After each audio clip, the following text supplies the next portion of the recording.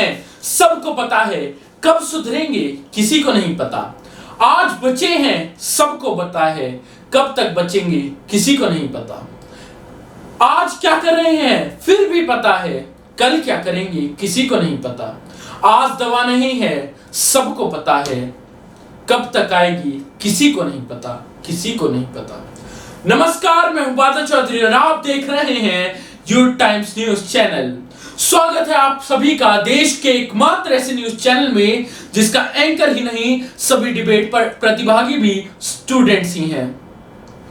Corona virus महामारी से उत्पन्न परेशानियों के ऊपर आज विचार विमर्श करने के लिए हमारे साथ हिंदुस्तान के 4 राज्य दिल्ली, हरियाणा, उत्तर प्रदेश और उत्तराखंड के प्रतिभावान युवा जुड़ेंगे। तो शुरू करते हैं आज का ये शो, युवाओं का साथ कोरोना को मात।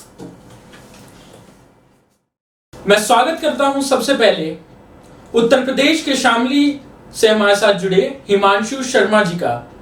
ये बीसीए कर रहे हैं और सिविल सर्विस एस्पायरेंट भी हैं। इन्हीं के साथ हमारे साथ जुड़ चुके हैं आशीष कालीरमण जी, जो दिल्ली से हमारे साथ जुड़े हैं और योगा में बीए करते हैं। ये नेशनल शूटर भी हैं। साथ ही हमारे साथ जुड़ चुके हैं नितिन बुटोला जी। नितिन बुटोला जी उत्तराखंड के हरिद्वार से हमारे साथ जुड़े हैं और एक खिलाड़ी हैं। हरियाणा हिसार से हमारे साथ एक और पैनलिस्ट जुड़े हैं जिनका नाम है गौरव गुलाटी जी। ये बीए कर रहे हैं। तो शुरू करते हैं। सबसे पहला सवाल मैं आप सभी से ही पूछना चाहूंगा, क्या स्थिति है आपकी, जिस इलाके से आप आते हैं, जिस स्टेट से आप आते हैं, वहां क्या स्थिति है कोरोना की? हिमांशु जी पहले आप बताइए। हिमांशु शर्मा जी। जी मैं उत्तर प्रदेश के शामली जिले से मैं रहता हूँ और यहाँ पर ऑरेंज जोन में जिला सभी नेगेटिव हो गई, सारी रिपोर्ट नेगेटिव थी, 0 केसेस आए हुए थे। अभी हाल ही में जब थोड़ी छूट मिली ऑरेंज जोन में आने के बाद और सब्जियों की ट्रक का आना जाना हुआ, तो उसमें एक ड्राइवर से संक्रमित होकर एक सब्जी व्यापारी संक्रमित हो गए। उससे उनका पॉजिटिव आ गया और उनके 16 उनके परिवार में। अभी कितने केस हैं? अभी एक्टिव केस 2 से 3 हैं। नितिन बुटोला जी आप बताइए क्या स्थिति है? सर मैं हरिद्वार से हूँ, तो मेरे हरिद्वार में 4 से 5 केस थे। ठीक है। जिनका ट्रीटमेंट इन्वेस्टिगेशन चल रहा है। ठीक है। इसमें आई थिंक 3 लोग ठीक होकर आ चुके हैं। ठीक है। गौरव गुलाटी जी की तरफ चल रहे हैं। गौरव गुलाटी जी, हरियाणा की क्या स्थिति है? सर देखिए, हरियाणा में हमारे बहुत से जिले ऐसे हैं जो फिलहाल ऑरेंज जोन के अंदर और ग्रीन जोन के अंदर है। कुछ ऐसे इलाके हैं जो दिल्ली से जो बॉर्डर इलाकों पर लगते हैं, उन्हें अभी रेड जोन के अंदर रखा गया है। मैं जिस डिस्ट्रिक्ट से बिलोंग करता हूँ वो डिस्ट्रिक्ट हमारी ऑरेंज जोन के अंदर है। ठीक है। वहाँ पर अभी केवल 2 से 3 केस ही ऐसे हैं जो फिलहाल पॉजिटिव हैं। ठीक है। इस प्रकार हमारा भी जिला ऑरेंज जोन के अंदर। ठीक है, आगे बढ़ते हैं। हिमांशु जी से मेरा पहला सवाल। हिमांशु जी, भारत सरकार ने 20 लाख करोड़ का पैकेज दे दिया। आपके अनुसार कितना लाभकारी है भारत की जनता के लिए? 20 लाख करोड़ का भारत सरकार का पैकेज कितना लाभकारी जनता के? जी मैं आपको बताना चाहूंगा कि जो 20 लाख करोड़ का पैकेज भारत सरकार के द्वारा दिया गया है, इससे पता चलता है घरेलू उद्योगों की क्षमता बढ़ाने के रूपरेखा इसमें बहुत अच्छी तरह तैयार की गई। ठीक है। और मैं आपको बता दूं, जैसा कि ब्लूप्रिंट बताया गया है उसके अनुसार इस पैकेज का इस्तेमाल देश के हर वर्ग, चाहे वो मजदूर हो, किसान हो या छोटे लघु उद्योग हो, उन सबके लिए बहुत मददगार साबित होने वाला है। ठीक है। और इसके माध्यम से हमें लोगों को ग्लोबल तक पहुंचाना। ठीक है। आशीष जी की तरफ बढ़ते हैं। आशीष कालीरमण जी, आप क्योंकि बीए कर रहे हैं योगा से, तो आपसे पूछना चाहेंगे कि योगा का क्या महत्व है कोरोना काल में? योग हमारे शरीर की रोग प्रतिरोधक क्षमता को बढ़ाने में बहुत कारगर है। साथ ही हम तनाव से मुक्त कराता है। ऐसे में बात करें तो आंकड़ों की अगर बात करें तो दुनिया के लगभग 1 दर्जन देशों में 86% लोग कोरोना संक्रमण ऐसे दौर में योग का सहारा ले रहे हैं। ठीक है। नितिन बुटोला जी, क्योंकि आप उत्तराखंड से आते हैं, उत्तराखंड जड़ी बूटियों के उत्पादन का एक केंद्र है। तो नितिन बुटोला जी, आपसे जानना चाहेंगे कितनी लाभकारी जड़ी बूटियां कोरोना को रोकने में कितनी सहायक? नितिन बुटोला जी। जी सर, तो जैसा तो हम सब जानते हैं कि अभी कोरोना का कोई पक्का इलाज अभी कुछ आया नहीं है, किसी चीज का भी रिजल्ट नहीं मिला है हमें। तो जड़ी बूटियों का अभी जो मेन महत्व है वो यही है, जड़ी बूटियों का अहमियत कि हम कोई भी चीज हम ले रहे हैं उसको आयुर्वेदिक करें। हम सबसे पहले हम दवाइयाँ जो यूज करते हैं हम उसे आयुर्वेदिक यूज करें, जिससे हमारी इम्यूनिटी काफी अच्छी हो, हमारी प्रतिरोधक क्षमता भी काफी अच्छी हो, और साथ ही साथ हमारा जो बॉडी सिस्टम है, जो एकदम हमारा भगवान ने कुदरती हमारा जो शरीर है, वो अगर हम आयुर्वेद के थ्रू हम अगर उसका ट्रीटमेंट करते हैं तो वो एकदम उसका इम्यूनिटी बहुत अच्छा होगा कोरोना से लड़ने के लिए। ठीक है, गौरव जी की तरफ बढ़ते हैं। गौरव जी, आप हरियाणा से आते हैं, खेती एक मुख्य व्यवसाय हरियाणा में। आप बताइए क्या परेशानियां झेलनी पड़ रही हैं किसानों को हरियाणा में? देखिए सर, वैसे तो हमारा पूरा भारत एक कृषि प्रधान देश रहा है। हमारे देश की अधिकतर जनसंख्या कृषि कार्यों में लगी हुई है, लेकिन उसके बावजूद भी कुछ ऐसी समस्या हमारे किसानों के सामने आई है। जैसा कि मैं हरियाणा की बात करना चाहता हूँ, हरियाणा में हमें एक महत्वपूर्ण समस्या सामने ये आ रही है कि हरियाणा के किसानों के ऊपर जल की कमी होने के कारण ये दबाव बनाया जा रहा है कि वे इस वर्ष अपना धान की फसल नहीं करें। और गवर्नमेंट ने उनको एक ये भी बताया कि यदि आप अगर धान की फसल नहीं करते हैं तो आपको 7,000 रुपए प्रति किलो के हिसाब से आपको पैसे देंगे। परंतु ये बात कहाँ तक साबित होती है, इस बात की अच्छे से हम पुष्टि नहीं कर सकते। अगर क्या मालूम, पहले भी बीच में गवर्नमेंट ने एक इशू किया था कि जो किसानों की फसलें खराब हुई हैं अब उनका भी मुआयना किसानों को देंगे, परंतु अब तक उसके ऊपर भी कुछ एक्शन नहीं लिया गया है। ठीक है, हिमांशु जी की तरफ चलते हैं। हमारे सामने जी, हिमांशु जी की तरफ चलते हैं। हिमांशु जी, कोरोना काल में भारत की अर्थव्यवस्था बहुत ही डाउन चली गई है, तो आपसे जानना चाहेंगे आपके क्या सुझाव भारत की अर्थव्यवस्था मजबूत करने के लिए, देश का भविष्य होने के नाते क्या सुझाव आपके? हिमांशु जी। देखिए, कोरोना की महामारी के चलते अर्थव्यवस्था तो सबको पता है कि बहुत डाउन जा चुकी है। और अब इसीलिए सरकार ने भी बहुत सारे कदम, नए कदम जो पहली बार इस देश के अंदर उठाए गए हैं वो उठाने की आवश्यकता पड़ी है। ठीक है, मैं बताना चाहूंगा कि अगर हमें अर्थव्यवस्था सही करनी है तो हमें आत्मनिर्भर होना पड़ेगा। और आत्मनिर्भर होने के लिए इंफ्रास्ट्रक्चर, एक ऐसी भूमिका व्यवस्था हम तैयार करें जो आधुनिक भारत की पहचान है और पहचान बने, क्योंकि आगे यूथ को काम करना है। दूसरा, एक डेमोग्राफी, दुनिया की सबसे बड़ी डेमोक्रेसी में एक वाइब्रेंट डेमोग्राफी हमारी ताकत है, जो हमारा स्रोत बनेगा। हमारा भारत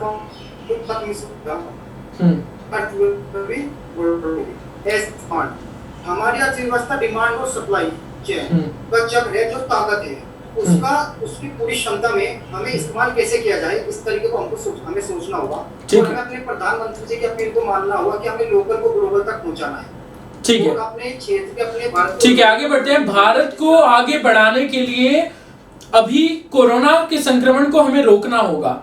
तो कोरोना संक्रमण को रोकने का जो भारत सरकार अभी माध्यम अपना रही है वो है लॉकडाउन।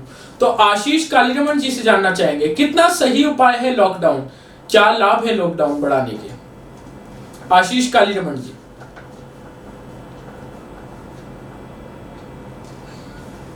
लॉकडाउन बिल्कुल सही उपाय है, क्योंकि मैं यहाँ ICMR की एक रिपोर्ट के पर प्रकाश डालना चाहता हूँ।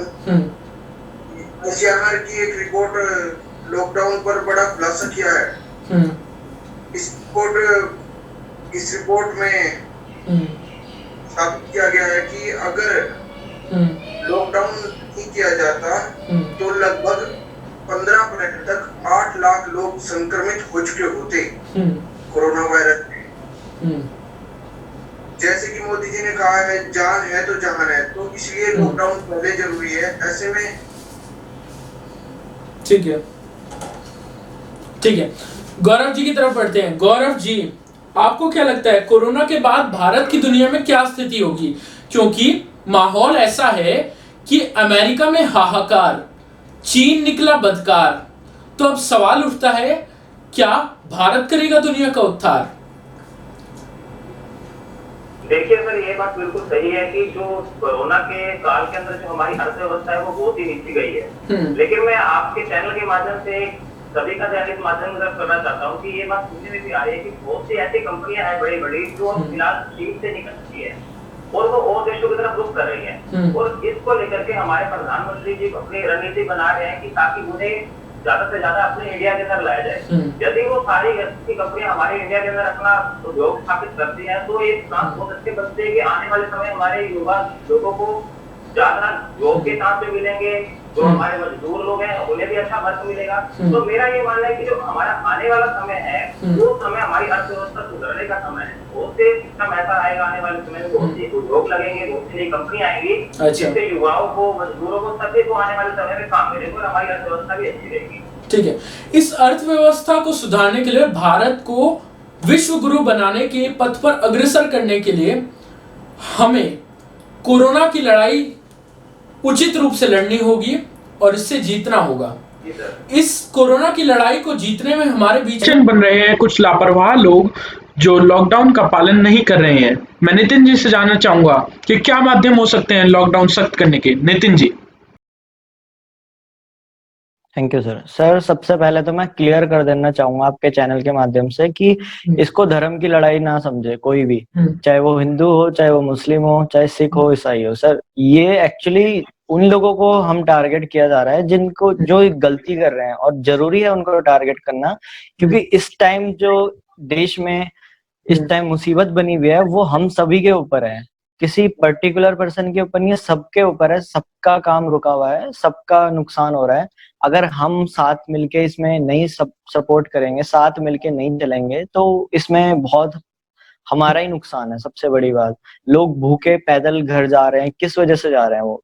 अगर ये लॉकडाउन इतना बड़ा ना होता, ये समस्या इतनी बड़ी ना फैली होती हमारे भारत में, तो इतना जूझना ना पड़ता लोगों को, इतनी गरीबी से जो लोग जूझ रहे हैं, घर जा रहे हैं। ठीक है, हिमांशु शर्मा जी की तरफ बढ़ते हैं। हिमांशु शर्मा जी, कोरोना वायरस का उत्पत्ति स्थल क्या आपके मुताबिक चीन है, और अगर हाँ तो ये चीन की लापरवाही कहेंगे इसे या चीन की सोची समझी साजिश?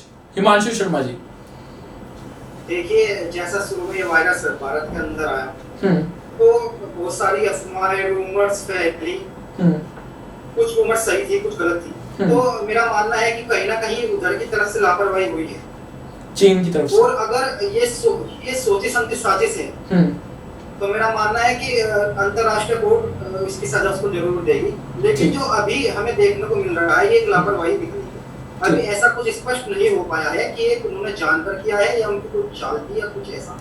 ठीक है आशीष जी, कोरोना वायरस के इस दौर में विद्यार्थियों को बड़े संकट का सामना करना पड़ रहा है। उनकी पढ़ाई में बहुत ही विलंब हो रहा है। इस विलंब में सबसे ज्यादा दिक्कतें आ रही हैं 2019-20 की 10वीं और 12वीं कक्षा के विद्यार्थियों की। इसमें ज्यादा महत्वपूर्ण है 12वीं कक्षा के विद्यार्थी, क्योंकि उन्हें कॉलेज में एडमिशन लेना है और उसके लिए उन्हें एग्जाम के रिजल्ट चाहिए होंगे। तो आपसे जानना चाहेंगे क्या रणनीति है सरकार की, क्या फैसले लिए हैं सरकार ने इन कक्षाओं के लिए, और क्या सलाह है आपकी? आशीष कालीरमण जी। कोरोना वायरस का सभी की पढ़ाई पर गहरा प्रभाव पड़ा है। सरकार लगातार कोशिश कर रही है कि इससे किसी की पढ़ाई पर कोई गलत प्रभाव ना पड़े। 10वीं और 12वीं की कक्षा के लिए सीबीएसई बोर्ड ने परीक्षाओं के लिए 1 जुलाई से 15 जुलाई तक कराने की घोषणा की है, परंतु ऐसे में परीक्षाएं कठिन होगा और परीक्षाएं कराना कठिन होगा। तो मेरा सुझाव तो यही है कि ऐसे में एक्सटर्नल एग्जाम के प्रतिशत दे के ही अगला। ठीक है नितिन बुटोला जी, कोरोना वायरस एक तरफ जब एक महामारी का रूप लेकर आया है, इसका दूसरा पहलू, अच्छा पहलू कि बहुत ही अच्छे प्रभाव पड़ रहे हैं इसके पर्यावरण पे और हमारी जीवन शैली पे। तो पर्यावरण के साथ, क्योंकि आप उत्तराखंड से आते हैं, तो गंगा नदी में परिवर्तन के पर प्रकाश डालिए और क्या अच्छे प्रभाव पड़े हैं इसके पर्यावरण पे और हमारी पर्सनल जीवन शैली पे। नितिन बुटोला जी, कोरोना वायरस के अच्छे प्रभाव। देखिए सर, अब हम कह सकते हैं कि कुछ भी चीज होती है उसका एक पॉजिटिव पॉइंट होता है, एक नेगेटिव पॉइंट होता है। अब तक हम नेगेटिव पॉइंट पे बात कर रहे थे, अब जो पॉजिटिव पॉइंट आपने मुझसे पूछा है उसके बारे में आपको स्पष्ट कर दूं कि गंगा का जो जल है बहुत ही शीतल हो चुका है। इस टाइम गंगा में ऑक्सीजन की बहुत मात्रा बढ़ चुकी है, जिससे गंगा का पानी शुद्ध पीने लायक हो चुका है बिना प्योरीफाई किए। दूसरी चीज, जो यहाँ के एक पहाड़ से दूसरा पहाड़ जो दिखता था हमारे हरिद्वार शहर से, अब हमें तीसरा और चौथा पहाड़ भी दिखने लगा, यानी कि हमें अच्छे प्रभाव पड़े हैं कोरोना वायरस। चंबा साइड के हिमाचल के पहाड़ हमें दिखने लगे, तो पर्यावरण में काफी शुद्धता आई है। ठीक है, कोरोना के चलते। ठीक है, गौरव गुलाटी जी का रुख करते हैं। गौरव गुलाटी जी, कुछ कोरोना से बचने के मजबूत सुझाव दीजिए। क्या हो सकते हैं मजबूत सुझाव कोरोना से बचने के? देखिए सर, वैसे तो हमारे प्रधानमंत्री श्री नरेंद्र मोदी जी ने कोरोना से बचने के लिए बहुत ही अच्छे सुझाव दिए हैं। हमें मास्क का प्रयोग करना चाहिए, सैनिटाइजर का प्रयोग करना चाहिए, सोशल डिस्टेंसिंग का ध्यान रखना चाहिए, हमें समय समय पर अपने हाथ धोने चाहिए। लेकिन जहाँ तक हमें देखने को मिलता है कि जो हमारे लोग हैं वो खुद की रिस्पॉन्सिबिलिटी खुद ही नहीं पाते हैं। हम अक्सर ये देखते हैं कि हम औरों को तो बताते हैं कि आपको ऐसा करना चाहिए, लेकिन हम खुद वो काम करने में अपनी चूक करते हैं। अब हमारा मेन मकसद ये है कि हम सभी को अपना खुद का ध्यान खुद ही रखना चाहिए। हमें समय समय पर अपने हाथों को धोना चाहिए। जैसे ही हम बाहर के अंदर आते हैं, और एक चीज और देखिए है, अब हमारे यहाँ क्या है कि बाजार को खोल दिया गया है, तो लोगों का क्या है कि अगर उन्हें एक छोटा सा सामान भी लेना है तो वो एक ही साथ सबसे सभी लोग इकट्ठे निकल सकते हैं। जबकि उस सामान को लेने के लिए यदि एक व्यक्ति भी जाए, एक व्यक्ति जाए तो ज्यादा अच्छा रहेगा। तो इस चीज के बारे में मैं लोगों को बताना चाहूंगा। ठीक है, हिमांशु शर्मा जी आपकी और जानना चाहूंगा, बेरोजगारी एक अहम समस्या बन गई है कोरोना के दौरान, तो क्या टिप्पणी कर सकते हैं आप बेरोजगारी के ऊपर, कोरोना के दौरान बेरोजगारी के ऊपर? जी बताइए। महामारी में सिर्फ रोजगारों पर फर्क नहीं पड़ा है, एजुकेशन सिस्टम पर भी फर्क पड़ा है। जो सभी गतिविधियां रुक गई हैं, सभी गतिविधियों पे इसका फर्क बहुत ज्यादा पड़ा है। तो मैं बेरोजगारी के विषय में कहना चाहूंगा कि जो ये सब लॉकडाउन की वजह से सब कह रहे हैं, ये कह रहे हैं कि लॉकडाउन की वजह से बेरोजगारी हो गई है, सब मैं कहना चाहूंगा कि हम अर्थव्यवस्था को तो दोबारा स्टेबल बना सकते हैं, परंतु अगर भारत देश के अंदर किसी भी देश के अंदर मौतें होना जान जानी शुरू हो गई तो हम वो वापस नहीं आ सकते। दूसरी बात, जो बेरोजगारी आई है इसकी व्यवस्था सही करने के लिए सरकार निरंतर पास कर रही है बिल और बहुत सारे फंड आए हैं। मैं छोटा सा आपको एक बताना चाहूंगा, तो 3100 करोड़ रुपए का पीएम केयर फंड आया है। सिर्फ एक मिनट बताना चाहूंगा कि 2000 करोड़ रुपए उसमें से वेंटिलेटर पर खर्च होंगे। 1000 करोड़ रुपए जो प्रवासी मजदूर यहाँ पर आए हैं अपने रोजगार छोड़कर, जिनका पता नहीं कि लॉकडाउन पूर्ण रूप से कब खुलेगा, कब वो वापस जा पाएंगे, तो ये उनके ऊपर खर्च होंगे। इसके अलावा लगभग 100 करोड़ रुपए वैक्सीन पर प्रयोग होंगे, जो भारत में जो संक्रमित लोग हैं उनको बचाने में काम आए। तो मेरा मानना है कि बेरोजगारी थोड़े दिन तक जान से तो प्यारी नहीं है, लेकिन सरकार इस विषय में भी चिंता कर रही है और मुझे पूर्ण विश्वास है कि जरूर इस विषय में भी कुछ ना कुछ आगे बढ़ाएगा। ठीक है, नितिन बुटोला जी की ओर चलते हैं। नितिन बुटोला जी, आप बताइए, हमने कुछ दिनों पहले देखा कि कोरोना वॉरियर पर हमले हो रहे हैं, पथराव हो रहा है कोरोना वॉरियर पे, तो आप क्या कहना चाहेंगे उन लोगों के लिए जो पथराव कर रहे हैं, और कोरोना वॉरियर्स के लिए अपना संदेश दीजिए। सर, इस जवाब को देने से पहले सबसे तो मैं एक जब आपने गौरव जी से डिस्कशन किया था, उन्होंने एक पॉइंट किया था, उसको मैं हाईलाइट कर देना चाहता हूँ। लोग भारी मात्रा में घरों से निकल गए सामान लेने के लिए, तो इसके लिए मैं चाहता हूँ कि सरकार को एक टीम बनानी चाहिए वॉलंटियर्स की, जिसमें हम भी सेवा देने के लिए तैयार हैं, मेरे जैसे कई युवा होंगे जो सेवा देने के लिए तैयार होंगे। उन वॉलंटियर्स को वार्ड के हिसाब से बांट दिया जाए कि हर वार्ड का सामान एक वॉलंटियर ला के देगा, और उसको जैसे आप स्विगी और डिलीवरी में, जोमेटो डिलीवरी में जैसे आप पे करते हैं, उसको वो छोटा अमाउंट या तो गवर्नमेंट पे करे, या फिर राज्य सरकार पे करे, या फिर वो जो घर वाले जो सामान मंगा रहे हैं वो पे कर सकते हैं तो वो पे करें। लेकिन ऐसे घर वालों को एक साथ कोरोना वॉरियर्स पे बताइए आप। कोरोना वॉरियर्स तो सर मैं यही कहना चाहूंगा कि इस टाइम पे हमारे भगवान हैं सभी, जितने भी कोरोना के लिए लड़ रहे हैं, चाहे वो सफाई कर्मी हो, चाहे वो डॉक्टर हो, चाहे वो नर्सेज हो, चाहे वो पुलिसमैन हो। ठीक है, गौरव गुलाटी जी, आपसे पूछना चाहूंगा, जी सर। क्या कोई अंदेशा है कि कोरोना के बाद भुखमरी की समस्या बन सकती है भारत में? गौरव गुलाटी जी। देखिए सर, जी सर, देखिए हमारा भारत हमेशा से कृषि प्रधान देश रहा है, तो भुखमरी की समस्या तो हमारे देश में आना तो इम्पॉसिबल सा शब्द लगता है। देखिए कि जहाँ तक ये बात आती है कि जो हमारे किसान है वो लगातार अपना कार्य कर रहे हैं, उनको गवर्नमेंट की तरफ से गरीबों को, जो अलग अलग कार्ड धारक है उनको भी गवर्नमेंट की तरफ से बहुत ही सस्ती, यहाँ तक कि तो कोरोना काल के दौरान करीब बिल्कुल राशन दिया जा रहा है। तो इस बात को तो कह नहीं सकते कि जो हमारा जो देश है वो बेरोजगारी या भुखमरी से पीछे रहेगा, क्योंकि भुखमरी का शब्द तो हमारे लिए पॉसिबल तो लगता है, क्योंकि हमारा देश कृषि प्रधान देश रहा है, यहाँ कभी भी अनाज नहीं रही है, यहाँ तक कि तो हम समय सीमित है, तो इस शो का अंत होने से पहले हम आपसे आपके सुझाव ले लेते हैं। तो आशीष कालीरमण जी, पहले आपसे लेते हैं, क्या संदेश आपका सरकार के लिए, जनता के लिए संदेश आपका? आशीष कालीरमण जी।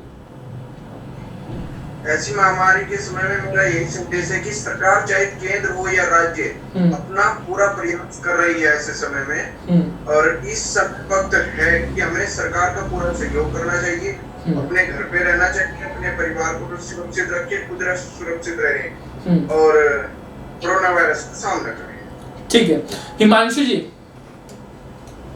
जी, संदेश आपका सरकार के लिए, जनता के लिए? मेरा संदेश, सरकार तो अपना काम निरंतर कर रही है, वो हम सब देख रहे हैं, और जनता के लिए मैं ये रिक्वेस्ट करना चाहूंगा कि एक सावधानी, इसका बचाव है, और सावधानी लॉकडाउन की सबसे बड़ी सावधानी है। और एक छोटी सी अपील मैं हर परिवार के सदस्य से करना चाहूंगा कि हम 3 समय का भोजन करते हैं, तो अगर हम अपने आसपास देखें कि कोई ऐसा व्यक्ति है जो जिसे भोजन प्राप्त नहीं हो पा रहा है, तो हम 1 समय का भोजन छोड़कर एक थाली उन्हें परोस सकते हैं। जी, बिल्कुल सही बात। ठीक है, एक ख्याल रखना। ठीक है, गौरव गुलाटी जी की ओर चलते हैं। गौरव गुलाटी जी, आपका क्या संदेश सरकार के लिए, जनता के लिए? देखिए सर, वैसे तो मैं ये बताना चाहूंगा कि जो हमारी सरकार है वो अपना कार्य बहुत ही अच्छे से कर रही है। हम सब ये जानते हैं कि जो हमारा देश है वो संघीय शासन व्यवस्था चलता है, जहाँ राज्य की अपनी अलग सरकार है और केंद्र की अपनी अलग सरकार है। हमने इस कोरोना काल के अंदर एक बार देखिए कि कई मामलों के अंदर जो हमारे राज्य है और जो हमारी केंद्र है उसके फैसलों अड़चन आई है। यहाँ पर कई बार हमने देखा है कि जो राज्य सरकार है वो अपना राजनीति के लिए काम कर रही है, जबकि उस समस्या की तरफ ज्यादा गंभीरता से ध्यान नहीं दे रही है। तो मेरी यही लोगों से कभी राजनीति से यही अपील है जो हमारी सरकार है कि इस टाइम पर अभी राजनीति को ज्यादा महत्व उठाए।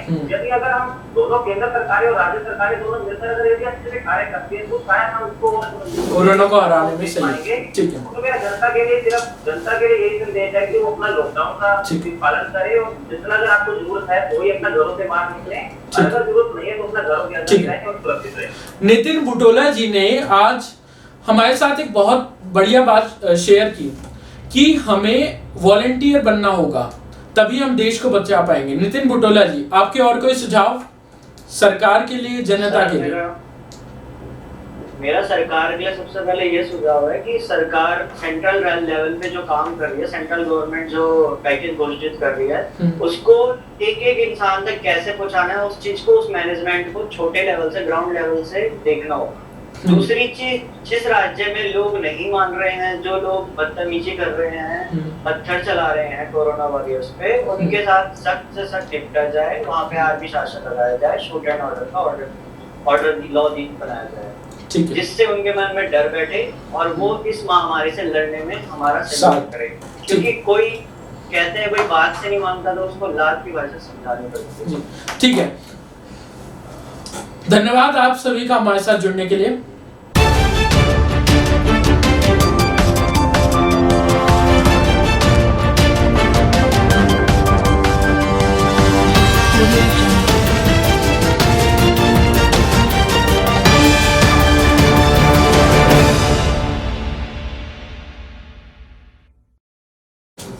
यूथ टाइम्स न्यूज चैनल की पहली ऐतिहासिक विद्यार्थी डिबेट सुनने के बाद हमारे पास देश के विभिन्न राज्यों से विद्यार्थियों द्वारा डिबेट में भाग लेने के लिए ईमेल आई।